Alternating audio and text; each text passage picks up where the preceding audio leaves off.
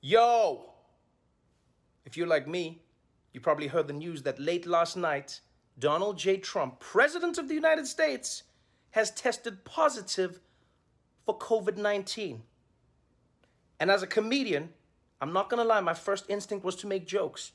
Jokes about how a 74-year-old man who doesn't eat vegetables and eats way too much meat is literally the kind of guy that Corona puts in its dating profile.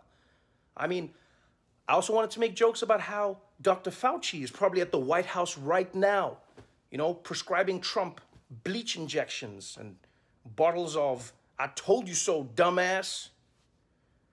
But then another idea came to my mind, and it was this. If the President of the United States can get the coronavirus, then what excuse do the rest of us random assholes have for not wearing a mask? This guy literally had people tested around him. He had the Secret Service bitch slap anyone who even sneezed in his direction. And yet still, because he wasn't wearing a mask, and he insisted coronavirus was fake and didn't take the necessary precautions he should have, now he's back in the bunker, being cussed at by Melania like he was a White House Christmas decoration.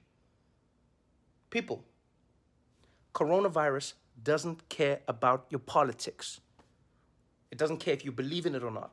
What it does care about is if you're wearing a mask.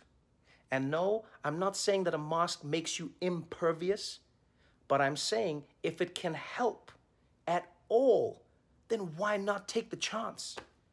Because if Corona could get Trump, the guy who beat the popular vote, the guy who beat Robert Mueller, the guy who beat 18 Republicans, the guy who beat the IRS, the guy who beat the Me Too movement, the guy who beat the English language, well, then you best believe that Corona can get you.